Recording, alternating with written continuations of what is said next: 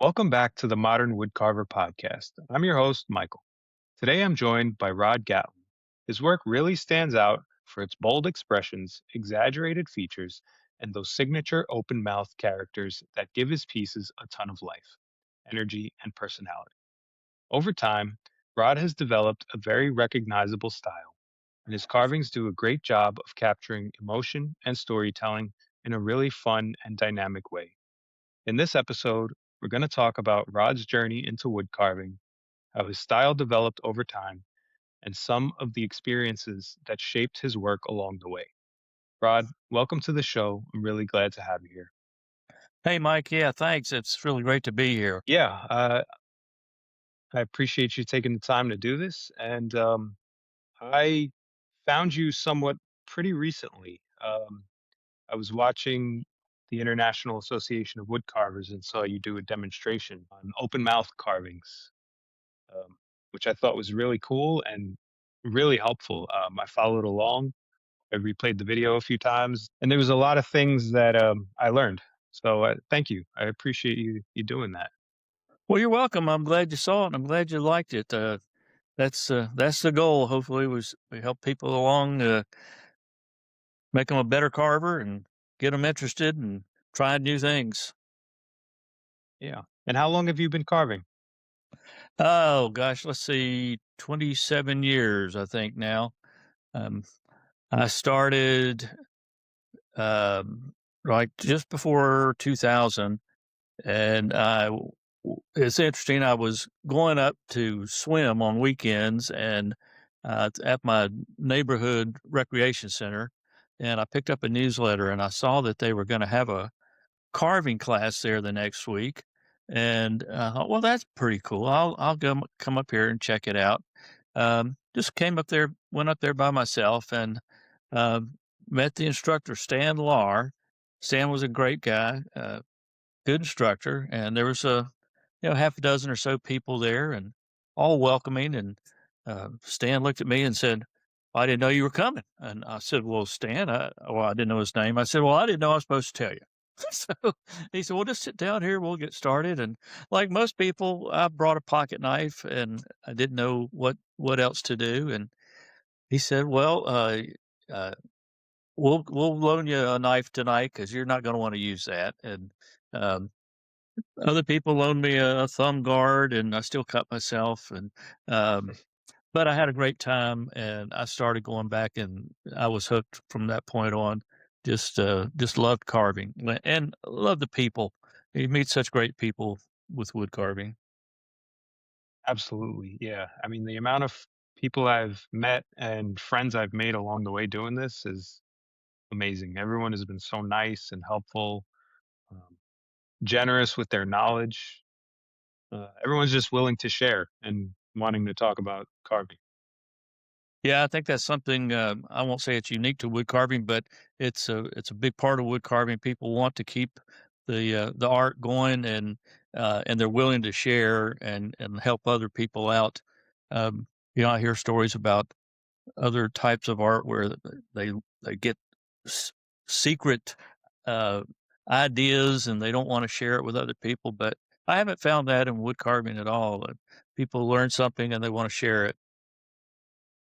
Yeah, I've definitely experienced some of that in the art world where people wanna gatekeep their knowledge for some reason. Yeah, Um, yeah. yeah. So a little unfortunate, but I get it in some cases. Yeah, yeah, I'm sure there's a good reason for it. Yeah. So what was your first carving when you went to that class? First thing I did was a relief. It's a relief of a tulip, I think.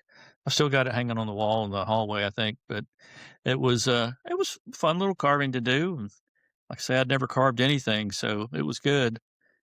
But I started with that, and after that, I switched to a little figure called Rufus, and it was a pattern out of a book. I don't know who the original carver was, but Stan got me started with that, and I had a lot of fun with that. And so when I finished that, I said, "Well, did Rufus have a partner?" He said, "Yeah, there's Sadie." I said, "Well, I want to carve Sadie." So I carved Rufus and Sadie, one after the other. And so that's when I got into carving caricatures, really, because they're little full formed in the round carvings and from head to toe. So after that, I really I'd carved other things, but I was really interested in figures. And to me, I didn't really know what caricatures were at that time, but that's pretty much where I've migrated to. But I got the opportunity to carve with Helen Gibson, who was a carver in residence up at John C. Campbell Folk School, and she still teaches up there, although she's somewhat retired from working at the school.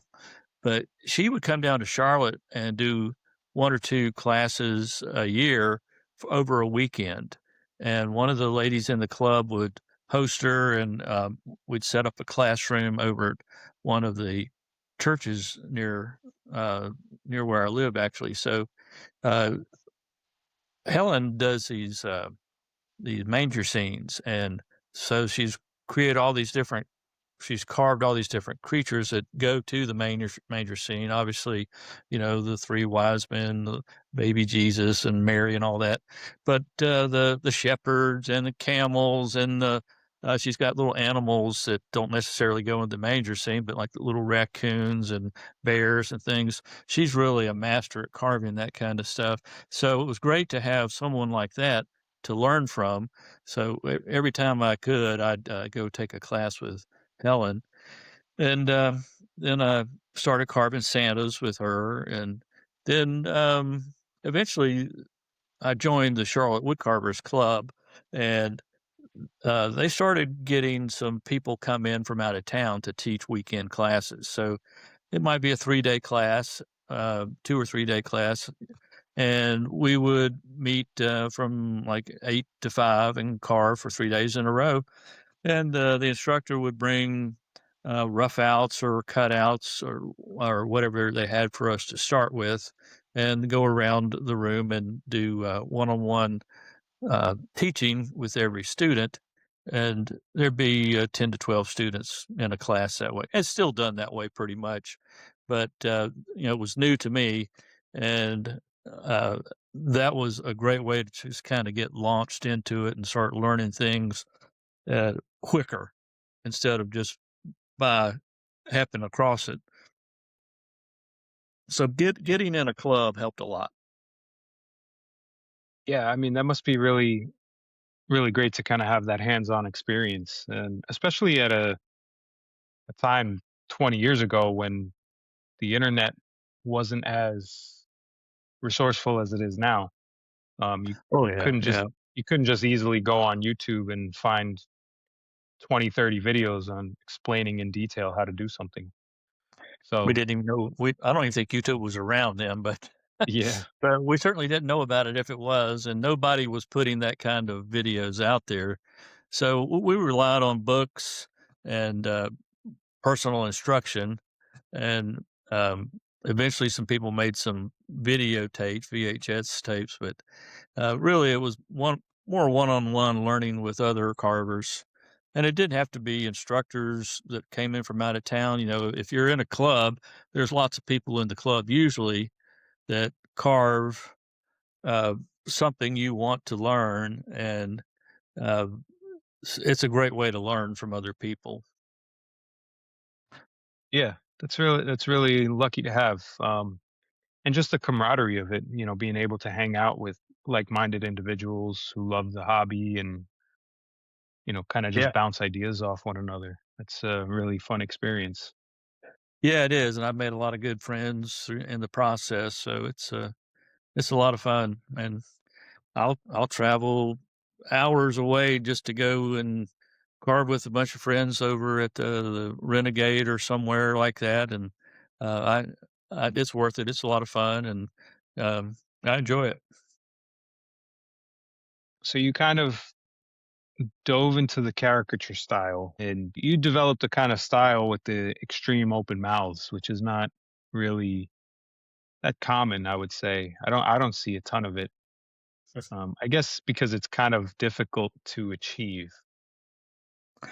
Well, Um, ah, that's one reason I wanted to do that demo. It's really not that hard, but it's something I saw it occasionally when I was learning, and some of the pieces I was taking classes to learn. That they'd have open mouths, and I started carving Santa ornaments, and I thought, well, Santa's they're great. Yeah, they got beards and mustache, but under there's a lip, or sometimes there's actually a mouth behind those whiskers. So I decided, well, let's open the mouth and see what he looks like with an open mouth smile, and that kind of got me started on doing some of that. And um, so when I'm practicing on a piece of wood, I like to just see what I can do with the mouth to open it, or change the expressions with it. I mean, there's so much expression around this little area right in here where the nose and the mouth come together. Of course, the eyes are very expressionary too. It's just it's a lot of fun just playing around and seeing what you can do with a piece of wood to create an expression, uh, maybe the one you hadn't even thought about doing before. And you're gonna mess it up sometimes, but I carve these small pieces of wood, these little triangular pieces like this, and there there's not a lot of wood to move there, so you can carve them pretty quick. And also, I like to carve these little butt heads. They're about 3 inches tall, and they're 1 by 1, and I'll carve 4 on a stick. So I start with a 1 by 1 by 12, and if you Google butt heads, you'll probably see some other people's, but you might see mine too. And that's a great way to practice expressions too, because um, you can put in such a short period of time, you can have eyes, nose, and a mouth. So you can play around with those expressions, and open mouth, closed mouth, whatever you want to do, um, and just play around with the way that a face is formed. So you don't have to go by the rules of all a realistic carver might go by, because you're doing caricature, you're playing around. So take it to the extreme and see where it'll go. yeah, and I guess that's the joy of the caricature style. You're not stuck in one particular lane of trying to keep it exactly human form, where you can play with the ears and the nose and the mouth and Yeah, twisted features. Yeah, and that's a really good idea with those little one by one butt heads. I did see them on the demonstration as well. I thought they were hilarious. So you guys should definitely check that out. yeah. But Just make sure that they all have a butt, because that's why they're butt heads. yeah, yeah, that's really cool. I feel like that's one of those, if you're at an event, or you're selling your work and you have them there, it's a nice little Easter egg for the person to find when they flip it Yeah, over. Yeah, little yeah. I have a lot of conversation fun. starter.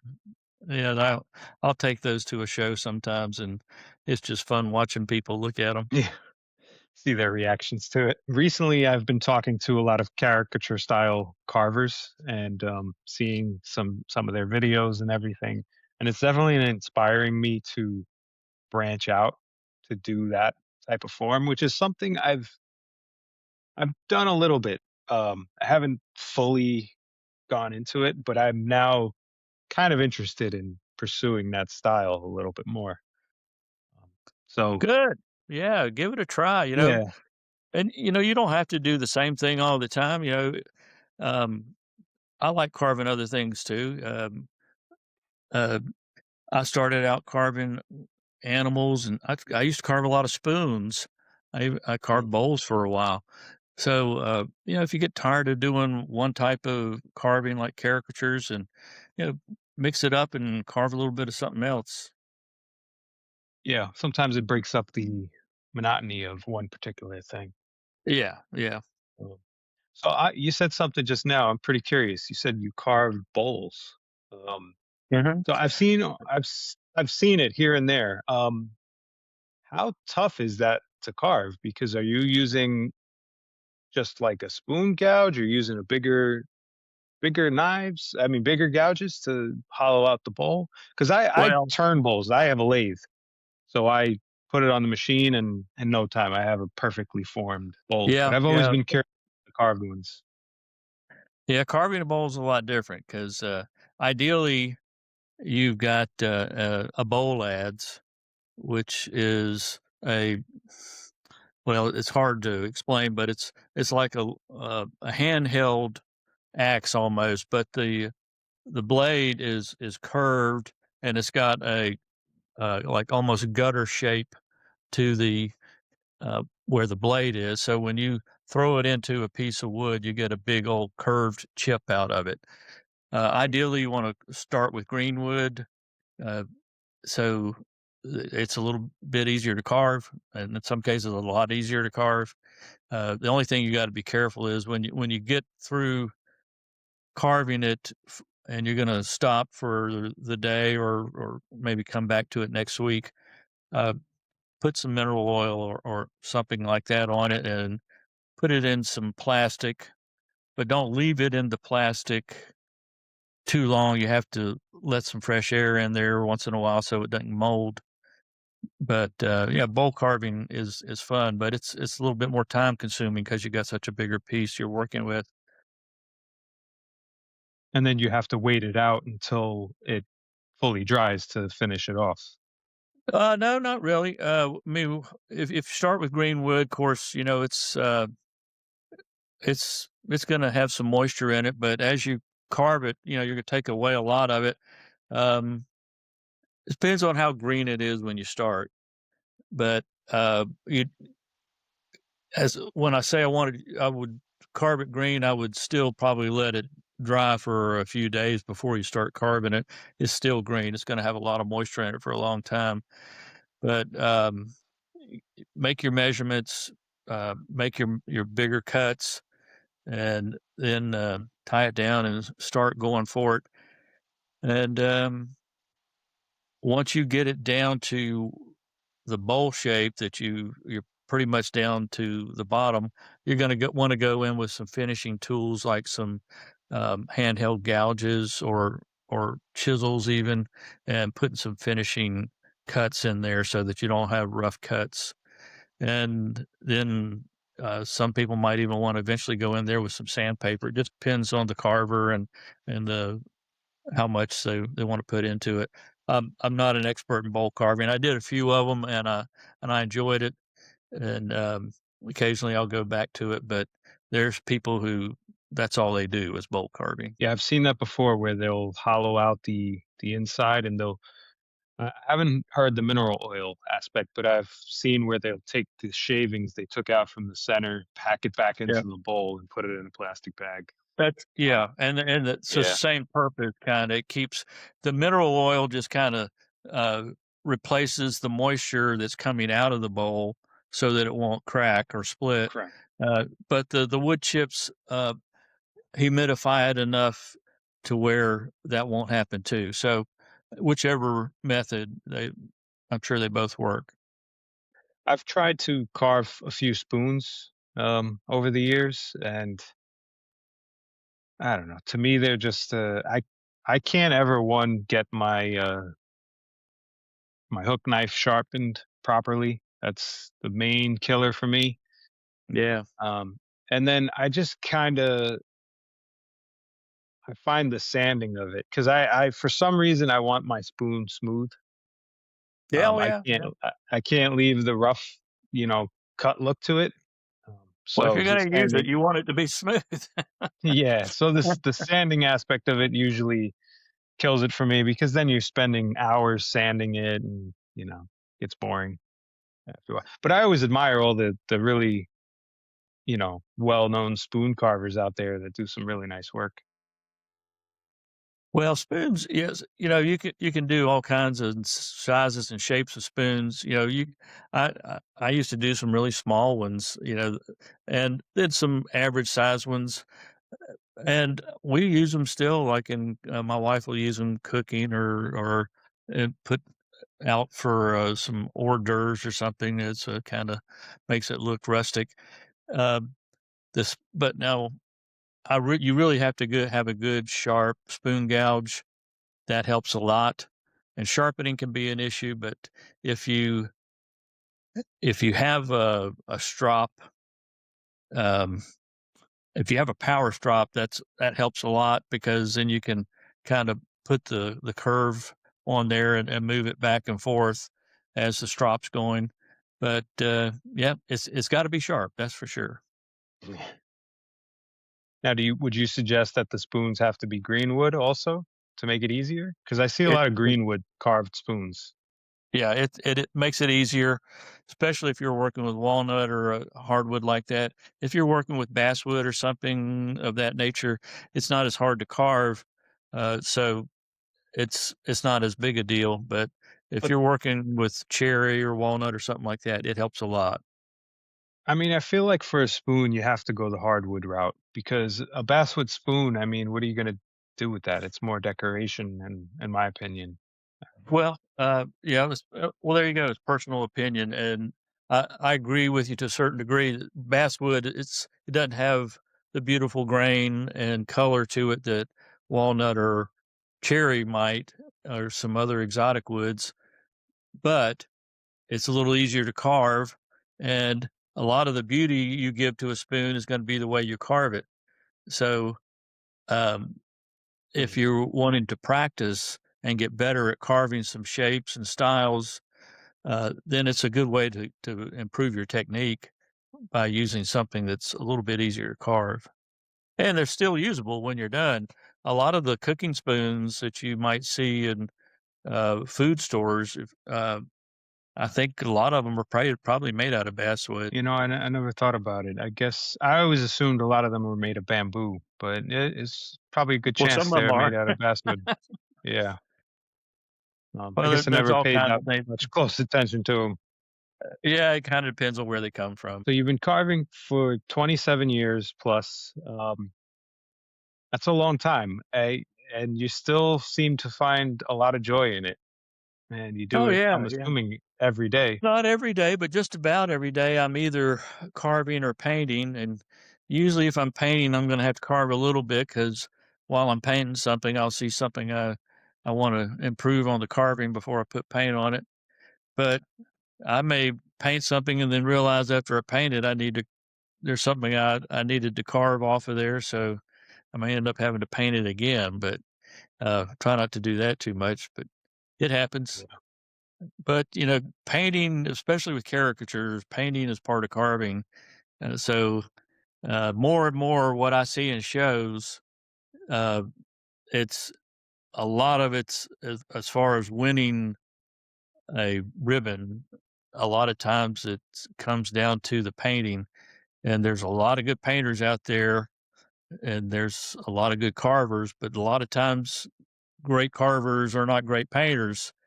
Um, that's why a lot of shows, and our show is one of them, we have both a natural and a painted division in our categories so that if you don't want to paint, you can still enter in the natural Uh-oh. category of the same category, like small caricatures. There's a natural and a painted. We were talking about how a painting can make or break a carving.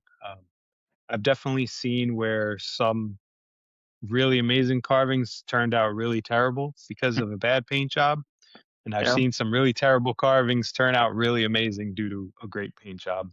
Yeah, Uh, just imagine when me you get a really great carving and a really great paint job together. I can't imagine. It's gotta be incredible. And I mean, you guys I haven't been to any of these shows, so I don't know what it's like competition-wise, where you win a ribbon and all that, so the paintings must be really off the charts. You can see some really interesting stuff, um, some very good stuff, and some very interesting stuff. But now, since we're talking about shows, I'm here in Charlotte, North Carolina, and we're getting ready to have our annual showcase of wood carvings down here. I can tell you a little bit about how we do shows. Not every do shows the same. So we have three competition levels. We have novice for people who have been carving for less than 3 years. We have intermediate, and then we have open. Open is for people who want to compete at the highest level. So we have people come from really all over the country, mostly on the East Coast, but some of them come from the Midwest and further. And we're probably one of the largest shows, if not the largest show in the country now. And we'll have over 1,000 carvings on display. And when someone enters their carving into our show, it's displayed on a table out in the main room where everyone can see every carving that's entered into competition. So a carver comes and they bring their carvings they want to enter.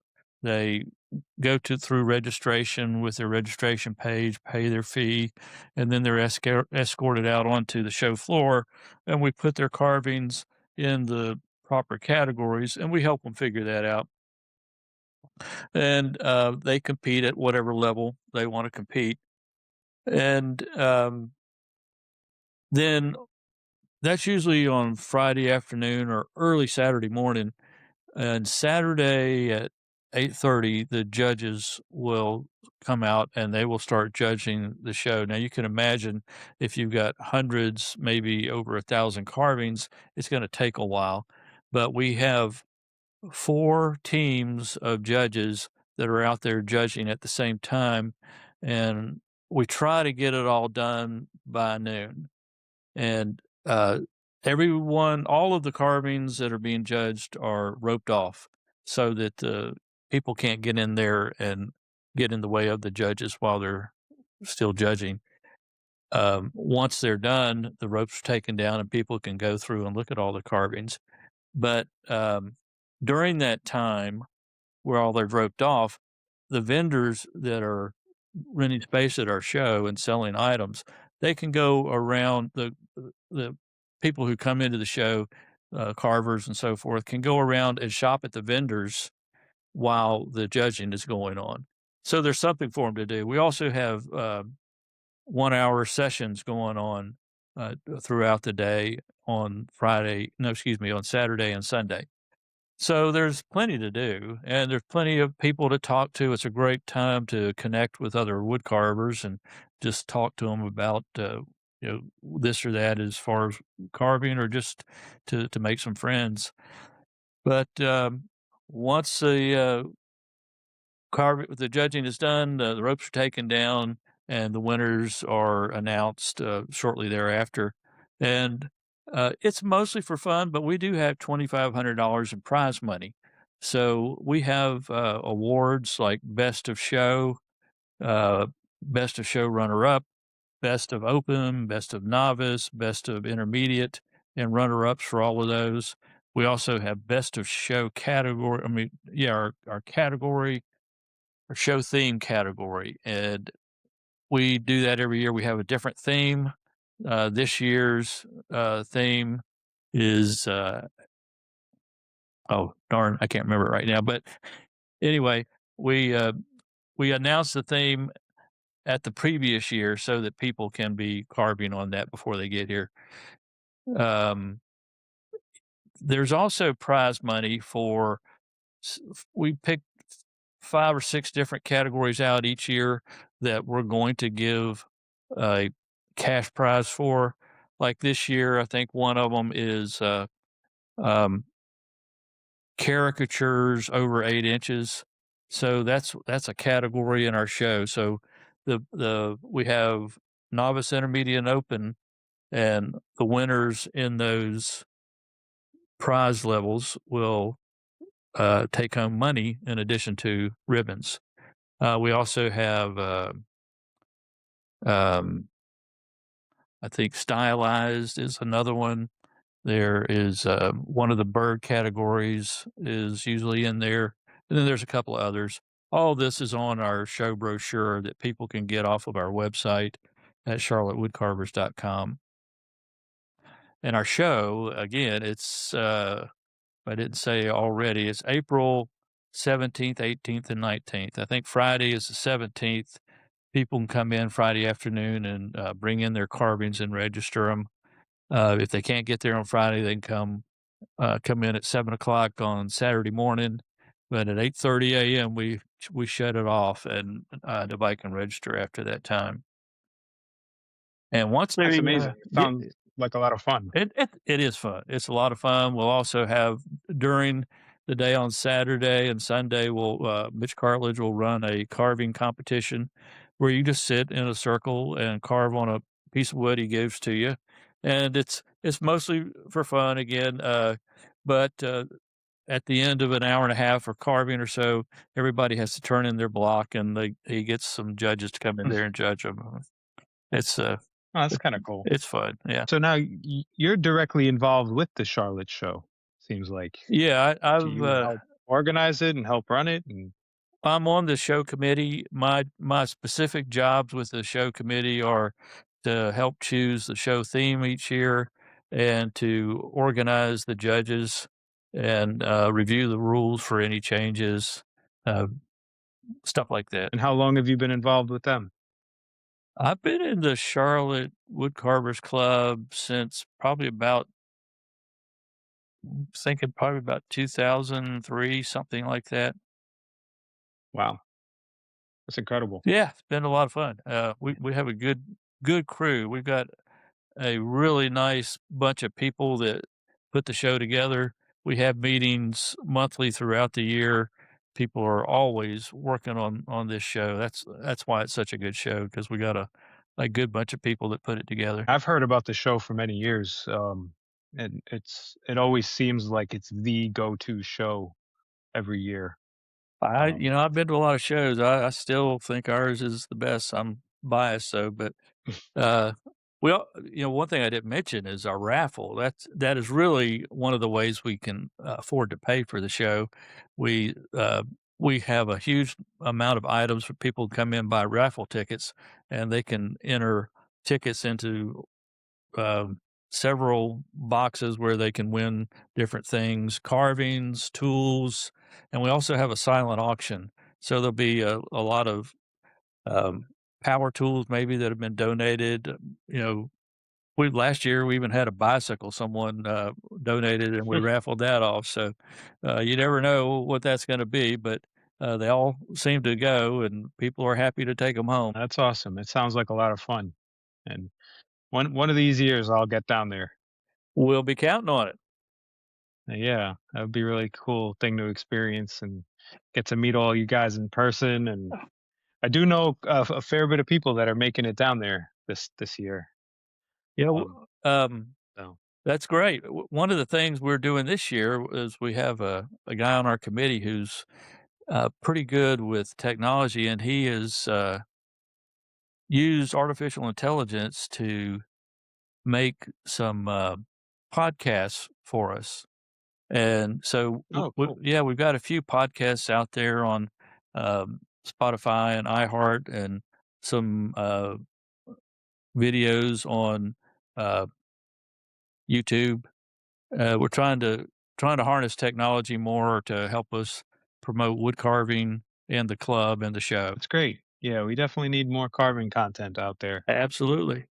Uh, yeah. April 17th, 18th, and 19th. It's in Charlotte. It's a beautiful time to come to Charlotte. If you've never been here, that's the time of year where all our azaleas are blooming, and um, all the trees are blossoming, and uh, perfect weather. Uh, it's going to be a great weekend, and um, there's several hotels around nearby, and we've got a couple of blocks of hotels that are on our website if people make reservations there. Um, didn't mean to go on and on too long about the show, but I appreciate you letting me promote it. No, perfectly fine. Yeah. No, it's a big deal. It's a big show in the community, and people love it. And I've only heard amazing things about it. And yeah, it would be nice to see all the competition and who wins and runner ups and all that. Yeah. I think it would be really fun to see, and Uh, I'm sure a lot of that will be broadcasted through all the people showing up, posting it to their social media and everything. yeah, we've been fortunate. We've had some, people last couple of years do some pretty nice videos of our show, so those are out there somewhere too. Oh, I'm gonna have to look for those. So how long you been carving, Michael? Um, so I've been carving on and off for about, I want to say close to around 10 years. I didn't really get into it until about 7 years ago. My daughter was born at that time, and I just couldn't dedicate the kind of time in my wood shop because I'm also a woodworker. I build small furniture and cutting boards and boxes and things like that. So at that time, I just couldn't dedicate the time the wood shop needed, and I couldn't make the noise. So I just kind of picked up my knife again and started carving. But I was always kind of interested in it, over the years, and more so the relief stuff in the beginning because I had the bigger hand chisels, Yeah, and I had access to a lot of free basswood because I worked as a picture framer as my day job, and that's the wood they predominantly use to make frames. And great. that sacrilegiously, we would lop off big chunks of a board and we'd throw it in the dumpster. And, you know, I know a lot I of would guys that save like to some. dumpster dive there.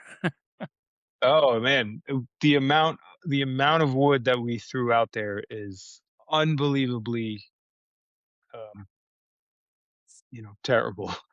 But in that type of job, there's a lot of pieces that couldn't be used. There was knots in them, or there was cracks in the ends of the board, things like that that we needed to just lop off and get rid of. Yeah. Uh, and we saved as much as we could when we could, but you can't save everything in a small space. Well, of course So a not, lot of yeah. it would get tossed. Yeah. And I kind of yeah, I just picked it up and went crazy with it like everyone else. Good. So are you, doing any caricatures or what kinda carving are you doing mostly now? So I am starting doing a little bit of caricatures, mainly because I've been talking to other caricature carvers, and so I kind of want to explore that a little bit. I've been really stuck in the. I do a lot of whimsical stuff. I like carving gnomes. I like carving the pumpkins. Um, I do really like wood spirits, and I want to kind of branch more into the realistic aspect. In fact, I did carve this cottonwood bark Nice. piece. Yeah. Uh, Yeah, Dan Gallagher gifted me this piece of cottonwood bark. It's my very first one, and I fell in love with the type of wood. So Nice I'll job. have to look for more. I like it. Thank you. Yeah. Yeah. So I do want to branch more into that realism aspect, but I also really want to try more animals, like bears and owls and things like that. Mhm. But yeah, I'm kind of across the board. I'm a little bit of a chameleon. Kind of whatever in the moment grabs my attention is kind of the road I'll go down. Well, it's fun to try new things, and, like we were saying earlier, sometimes you get carving something and you kinda get stuck in a little bit of a rut. So carving's one of those things where you can maybe it's a good time to get out and try something you haven't done before. Yeah, and, it's funny because I don't know how you've managed over 27 years, but there's times when I'll get I don't wanna say burnt out, but maybe life gets in the way and I don't have as much time to get in the shop and carve or sit outside and carve, but I'll kinda go through these moments where I kinda lose inspiration for a little bit. I don't know what to carve, what to work on, nothing really kind of excites me in the moment.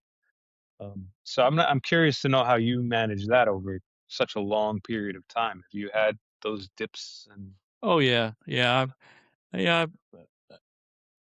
during COVID's a good example. I knew people during COVID that said well, they were stuck inside all day, so they carved more. If for me, whatever the reason, I during COVID, I kinda lost interest in carving a lot. I carved, but, I wasn't as, energetic about it. Just, with everything that was going on, I guess, um, it affected the whole country, everybody. So, everybody dealt with it in different ways, but to me, that was, I got a little bit disinterested in carving for a little while there. But, I never gave it up, and, I've gotten back into it and going great guns now. I just you go through ups and downs no matter what you're doing. Yeah. Yeah, and I definitely feel that. I have my ups and downs, but like I said, it's usually due to life things getting in the way, work or, you know, having a young daughter and things like that. Y But I also know some guys get burnt out. They just carve too much and their hands start to hurt and Yeah, well, you run out of ideas at some point. You there get yeah. bored of carving the same things. Yeah, yeah, I think it's healthy to have other hobbies besides just one, but, I like to play a little guitar and do some other things. I like to garden, so I don't spend all my free time carving. I would get a little bit burnt out on that, I think. Pretty sick of it. Yeah, Yeah. But, and I know as you get older, you have to deal with arthritis and things like that. Fortunately, so far, that sure. hadn't been a big deal for me, but, I am retired, so I've got lots of time to do whatever I wanna do. Yeah, you fit all the hobbies in one day. Yeah, try to, yeah. I'm curious to know, since you do the caricature style, are you able to draw? Do you have that artistic streak to you? I never considered myself a drawer, but then I have a brother and sister who are fabulous artists, and so when I was growing up, whatever I drew, it was never as good as theirs, but I you know, I s if I wanna carve something and I got an idea, I'll start by putting it on paper. I may not be the best artist, I'm not, but even if I have to do it with stick figures, I'll do something, and when you're getting down to getting something that you want to put in wood, you wanna be able to transfer it from the paper to the wood, so you have to think about, even if you can't draw, think about the length of an arm, say, and where's the elbow bend on that arm, and uh, how long is the hand compared to the distance from the elbow to the wrist, and things like that, so that even though it's a caricature, you don't want to have it so out of proportion that it looks grotesque or just ridiculous. So, you want to think about those things. And if you can start looking at the paper and look at the proportions, start wherever you want to. Start with the head. That's probably where most people want to start. And, you can draw an oval there and then look at a picture of someone, go on Pinterest or something and find the kind of face or body that you're looking for. And then see where the lines are and start, is there a neck here? Is there no neck? Do the shoulders start, right at the jawline? You know, I that's what worked for me anyway. So when I have to draw something, I may have to draw it several times before I get it right. Or I use the eraser a lot and moving those lines around.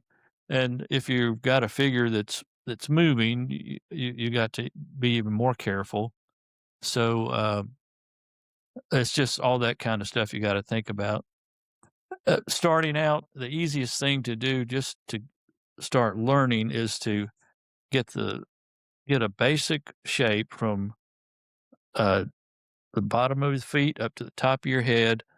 Learn a little bit about the proportions of the body and how like, okay, the head. of the body is from here to here. Well, they say that the body is 7 heads high or something like that. Hmm. So, but with caricatures, it's common that you see a body shape that is 3 heads or 4 heads because of the difference in proportion. And if you research that a little bit, read about it, um, do some research, and you can kind of realize when you look at other carvings, okay, that's 4 head high, that's 3 head high. You see those proportions coming out in other caricatures that you like, and it may not be something that's carved, it might be something that's drawn, but you start looking at things in proportions then. And when you see them that way, then you realize, okay, I see what they're doing now. I can do that too. Just something to think about when you're looking at stuff. Yeah, it's a good perspective, good way to think about things. Yeah, I didn't realize there was so much kind of involved with the caricature style. Well, y- y- is there is and there isn't, and I don't want to make it complicated, but you know, it can be more than you realize when you look at it, and because it's fun, it's meant to be funny and cutesy and uh, make people laugh, but there is a lot of Yeah. thought behind it too. Yeah, and I mean, there's a lot of extra detail that's added to these characters because you got the weird shaped ears and the goofy eyes or the crooked smiles and and dynamic poses. One of the carvings that I really liked that you did, it was the two cowboys fighting. Well, that was actually a rough out from Chris Hammock. Um, Oh, okay. yeah, so I don't want to take too much credit for that, but I was at the Renegade in Lebanon, Tennessee, and Chris was teaching there. I bought that rough out from him, and I did carve it, but uh, the idea was his, and so I got to give him credit for that. That's a neat carving. But I did come home and try uh, some boxers, and I was trying to do a miniature carving. So a couple of years ago, I kind of used the same sort of idea where, the fist is crossing over to hit the other guy while the same guy is getting hit from the other direction. And so I entered those at the CCA contest and got first place in miniature with that. So I was happy about that. Yeah, no, I think it came out really, really great. I gotta check out the boxer one that you did. Yeah, yeah, it's fun to come up with some new Yeah. stuff and try different things. I guess that's the fun about the caricature style. You can think of all these wacky, crazy ideas. You're not kind of stuck in that lane. Yeah. Uh, the wood spirits, I like doing them, but they're very similar. That you have to get the face right and the beard and the mustache. You can kind of make them grotesque looking or whimsical, but still they can get kind of stale after a while doing Mhm. them over and over again. Yeah, yeah. A good idea if you wanna get into it is to find some, caricature roughouts that you like, and there'll be some at our show. If there's a show near you, they probably sell them there. But if you can't find them, you can go online and, some of them are fairly simple carvings, but they're fun to do, and, I mentioned Chris Hammock. I think his roughouts are sold through a mail order company, out in Oregon. I don't remember their name, but if you Google Chris Hammock roughouts, I'm sure you'll find them. Yeah. Yeah, no, the roughouts are really cool. I mean, it gets you a good chunk of the way there, especially for the people who don't have a bandsaw and can't rough out their own stuff, and Yeah, gives you the nice structure and the base to work off of. And you can really take those and put your own spin on it, put absolutely. your own style. Yeah. Yep. Before we wrap up, I do have one question that I want to ask you. If you were to go back in time and give yourself one piece of advice, when you were starting out, what would that be? Start taking classes and take more of them. That's the best way to learn more and learn it quickly, and it'll improve your carving immensely. Yeah, it's good advice. Get some help from the people who've done it before. Absolutely. Yeah, kind of like what I'm doing with you, watching your demonstrations. Well, I hope that helps. It did. It really did. I wish I had it with me. I think I left it upstairs. But yeah, I have a little face, a screaming face. Well, you can send me a Uh, picture later. yeah, definitely. That's going to wrap up today's episode. Rod, I really appreciate you taking the time. This was a great conversation. And be sure to check out Rod Gatlin's work and give him a follow. Also, check out the Charlotte show coming up on April 17th, 18th, and 19th. Check out charlottewoodcarvers.com for more details. It sounds like a lot of fun. If you enjoyed this episode, make sure to follow and subscribe to the Modern Woodcarver podcast. Thanks for listening, and I'll see you in the next episode.